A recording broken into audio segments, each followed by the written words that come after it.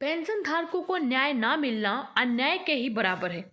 नमस्कार दोस्तों, आज हम आपके सामने एक ऐसी वीडियो लेके आए हैं जहां पर हमारे देश के सर्वोच्च न्यायाधीश को ईपीएस 95 पेंशन धारक जो कि लगातार पेंशन बढ़ोतरी की डिमांड कर रहे हैं, उनके द्वारा न्याय की गुहार लगाई गई है। माननीय न्यायाधीश से उन्होंने कहा कि समय पर पेंशन धारकों को न्याय ना मिलना अन्याय के ही बराबर है। वीडियो में हम आपको जानकारी देंगे कि मुख्य न्यायाधीश से यहाँ पर ईपीएस 95 पेंशन धारकों की पेंशन बढ़ोतरी को लेकर क्या रिक्वेस्ट की गई है। इसके अलावा आप सभी के लिए यहाँ पर एक महत्वपूर्ण संदेश भी है। आप इस पेटिशन पर अपने साइन कर सकते हैं ताकि मुख्य न्यायाधीश तक हमारी बात जल्द से जल्द पहुँच सके और हमारे पेंशन धारकों को न्याय मिल सके।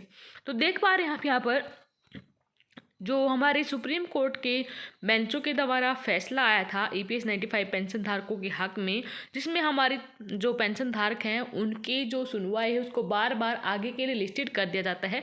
उसी को लेकर ये पेटिशन डाली गई है माननीय जस्टिस एनवी रमना जो मुख्य न्यायाधीश हैं भारत के, उनको। इसमें लिखा गया, आदरणीय महोदय, मैं आपका ध्यान कर्मचारी भविष्य निधि संगठन द्वारा कर्मचारियों पर की जा रही ज्यादती की तरफ दिलाना चाहता हूं। नवंबर 1995 में कर्मचारी भविष्य निधि संगठन द्वारा पेंशन योजना स्टार्ट की गई। इस योजना के प्रचार और प्रसार के लिए अखबारों में कई विज्ञापन निकाले गए। इसे सरकारी पेंशन योजना से बेहतर बताया गया। कर्मचारी भविष्य निधि संगठन द्वारा एक समाचार पत्र में छापे गए विज्ञापन के अनुसार कर्मचारी भविष्य निधि संगठन द्वारा दी जाने वाली नई पेंशन योजना में सेवानिवृत्ति पर मिलने वाले पेंशन लाभ सरकार द्वारा प्राप्त पेंशन लाभों से अधिक हैं। सरकारी कर्मचारियों की पेंशन पात्रता सेवानिवृत्ति के बाद 33 वर्ष या फिर अधिक सेवा करने पर मूल वेतन का 50% ही दिया जाएगा। 33 वर्ष से अधिक की सेवा अवधि के मामले में कोई अतिरिक्त पेंशन नहीं होगी, जबकि कर्मचारी भविष्य निधि संगठन द्वारा दी जाने वाली नई पेंशन योजना में पेंशन की पात्रता 33 वर्ष की आयु के लिए वेतन और महंगाई भत्ते का 50% होगी और ये 33 वर्ष से अधिक की सेवा अवधि के लिए आनुपातिक रूप से बढ़ जाएगी। ये 44 साल की पेंशन योग्य सेवा के लिए वेतन और डीए का 60% तक जा सकता है। इसके अलावा सरकारी कर्मचारी न्यूनतम 20 वर्ष की सेवा करने के बाद ही पेंशन के पात्र होते हैं। नई पेंशन योजना के तहत श्रमिक केवल 10 साल की सेवा करने के बाद ही पेंशन के पात्र हो जाते हैं।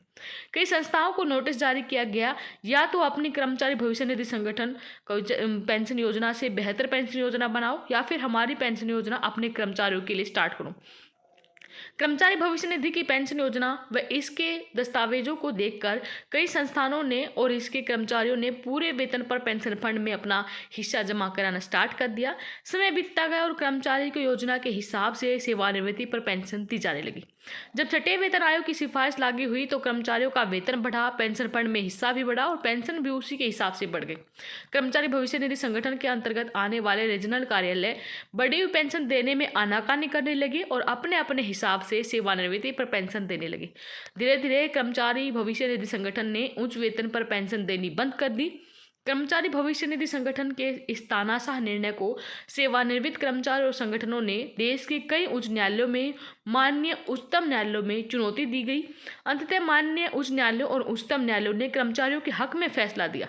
इस फैसले के बाद कर्मचारी भविष्य निधि संगठन उन सभी पेंशन धारकों कर्मचारियों को पूरे वेतन पर पेंशन देने लगे जो पूरे वेतन पर पेंशन फंड में अपनी कंट्रीब्यूशन दे रहे थे।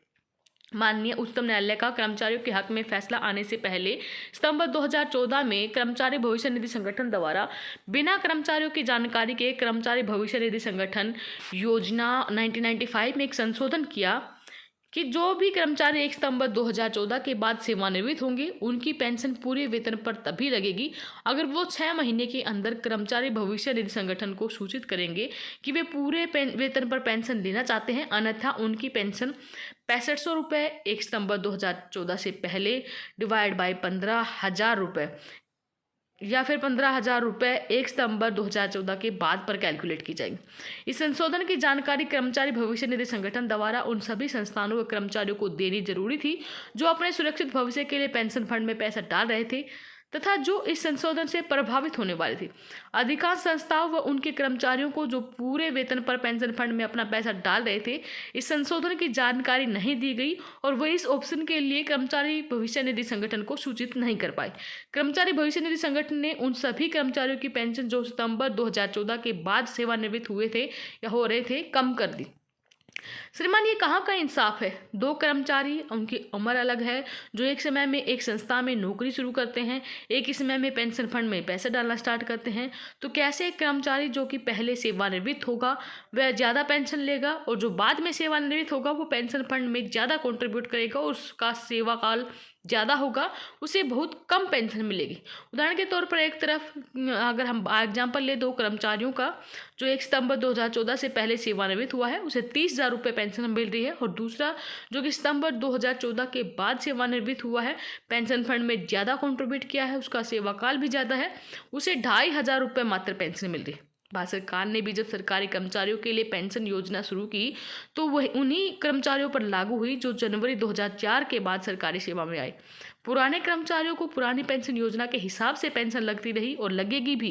कर्मचारी भविष्य निधि संगठन का ये 1 सितंबर 2014 का संशोधन भी केवल उन कर्मचारियों पर लागू होना चाहिए जो सितंबर 2014 के बाद कर्मचारी भविष्य निधि संगठन के सदस्य बने। तो श्रीमान, मैं आपको अवगत कराना चाहता हूं कि कर्मचारी भविष्य निधि संगठन के इस कर्मचारी भविष्य निधि पेंशन योजना 1995 में संशोधन के खिलाफ कर्मचारियों ने कई राज्यों के न्यायालयों, उच्चतम न्यायालयों, माननीय उच्चतम न्यायालय में चुनौती दी है और माननीय न्यायालय के सभी फैसले कर्मचारी भविष्य निधि संगठन के खिलाफ आए।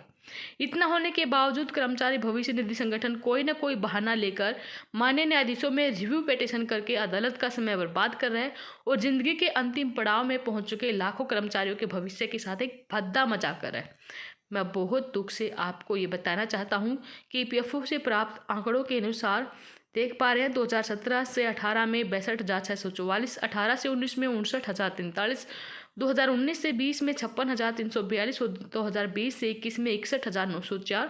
बात करें 2021 से 22 में 26,580, मतलब total as on date 26 November 2021 2,66,513 pension धारक जो हैं वो पेंशन न्याय का इंतजार करते करते स्वर्ग सिधार गए। श्रीमान, आज भी कर्मचारी भविष्य निधि संगठन द्वारा और भारत सरकार द्वारा दायर रिव्यू याचिका माननीय उच्च न्यायालय के समक्ष विचाराधीन है और इस पर निर्णय आना बाकी है। भारत के लाखों सीनियर सिटीजन जो कि जिंदगी के अंतिम पड़ाव में सम्मानपूर्वक आराम से जिंदगी जीना चाहते हैं और जो अपने हक की लड़ाई लड़ रहे हैं, आपके निर्णय का बेसब्री से इंतजार कर रहे हैं। इसलिए आपसे निवेदन है कि आप कर्मचारी भविष्य निधि संगठन द्वारा दायर याचिका का जल्द से जल्द निपटारा करें ताकि लाखों सीनियर सिटीजन जो वर्षों से इंसाफ की आस लगाए बैठे हैं उनको जल्द से जल्द न्याय मिल सके, क्योंकि न्याय मिलने में देरी न्याय न मिलने के बराबर है। तो यहाँ पर ये पेटिशन स्टार्ट की है, आप सभी के सिग्नेचर चाहिए, तो इसके लिए आपको इस पेटिशन पर अपने साइन डालने होंगे। स्टार्ट ए पेटिशन जो है इस पर आपको साइन डालने होंगे और यहाँ पर इन्होंने क्लियरली ऊपर मेंशन किया है कि टोटल यहाँ पर हमें 500 सिग्नेचर चाहिए हैं, क्योंकि ये सिग्नेचर हमें दिखाते हैं कि इतने ज़्यादा पेंशन धारक जो हैं वो हमारी पेंशन बढ़ोतरी की डिमांड के लिए इंतज़ार कर रहे हैं, पेटिशन डाल रहे हैं। अगर आप भी इनकी बातों पे सहमत हैं तो वीडियो के कमेंट बॉक्स में अपनी राय जरूर दें। वीडियो अपने साथी दोस्तों के साथ जल्द से जल्द शेयर कर लें। धन्यवाद। जय हिंद, जय भारत।